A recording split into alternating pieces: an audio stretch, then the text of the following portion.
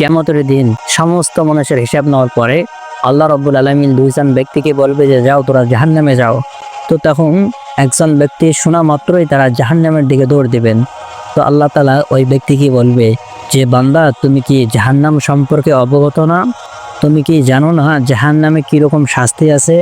তুমি কি জাহান্নাম সম্পর্কে কিছু জানো না? এখন ওই বান্দা আল্লাহকে বলবে যে আল্লাহ জি, আমি সব কিছুই জানি, জাহান্নামের ভয়াবহ সম্পর্ক আমি জানি।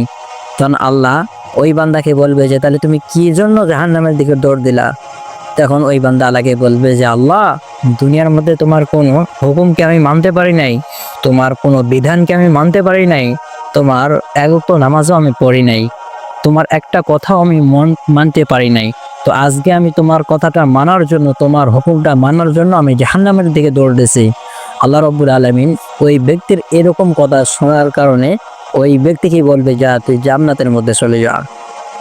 এক ব্যক্তি জাহান্নামের দিকে এক পা দিবে এবং আল্লাহর দিকে এক পা দিবে, একবার জাহান্নামের দিকে তাকাবে, একবার আল্লাহর দিকে তাকাবে, এরকম করতেই থাকবে। তখন আল্লাহ ওই বান্দাকে বলে যে বান্দা, তুই একবার জাহান্নামের দিকে তাকাইতেছস, একবার আমার দিকে তাকাইতেছস, এর কারণ কি? তখন ওই ব্যক্তি বলে যে আল্লাহ, দুনিয়ার মধ্যে আলেমের মুখে শুনেছিলাম যে তোমার নাকি অনেক দয়া, তুমি নাকি অনেক রহমান, তুমি নাকি গফুর সাত্তার, তোমার নাকি অনেক মায়া বেশি। আমি দুনিয়ার মধ্যে দেখেছিলাম যদি কোনো সন্তান মারা যায় তাহলে সর্বপ্রথম মা বেশি কষ্ট পায়, কারণ সেই মা তাকে জন্ম দিয়েছেন। তো আল্লাহ, তুমি তো আমাকে সৃষ্টি করছো, তুমি তো আমাকে বানাইছো, তা তুমি কি আমায় মাফ করবা না? তুমি তো রহমান, তুমি তো গফফার, তুমি তো আমার রব সৃষ্টিকর্তা, তা তুমি কি আমায় মাফ করবা না? আমার প্রতি কি তোমার মায়া হয় না? আমি যদি জাহান্নামে যাই আল্লাহ, তোমার কি কষ্ট হবে না? ওই ব্যক্তির এরকম কথা শোনার কারণে আল্লাহ রাব্বুল আলামিন তাকেও বলবেন যে যা বান্দা, তুইও জান্নাতে যা। আসলে আল্লাহ আমাদের কাউকে জান্নাতে, আল্লাহ রাব্বুল আলামিন আমাদের কাউকে জাহান্নামে দিতে চান না, সবাইকে জান্নাতে দিতে চান। ওসিলা খোঁজেন, কোনো মাধ্যম খোঁজেন যে যার মাধ্যমে বান্দাকে জান্নাতে দেওয়া যায়।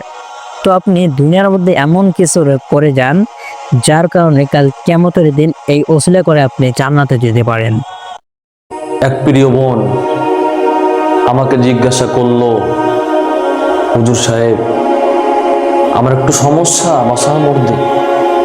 তখন আমি বললাম, প্রিয় বোন কি সমস্যা?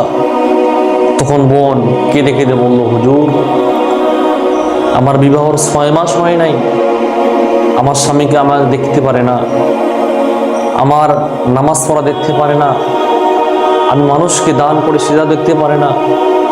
তখন আমি বললাম, প্রিয় বোন, তুমি বিবাহ করার জন্য নির্বাচন পত্র ভালো খুঁজে পাও নাই, তোমার দিনদারি থেকে বিয়ে করা উত্তম ছিল, তুমি শুধু টাকাওয়ালা থেকে করছো, সেই জন্য তোমার কপালে এই দশা।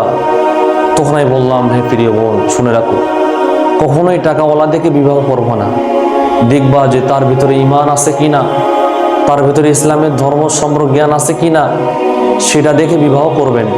আল্লাহ তাআলা সকল মা বোনদেরকে উত্তম এবং ঈমান ও ইসলামের কথাগুলো মেনে তাওয়ার তৌফিক দান করুন। আমিন।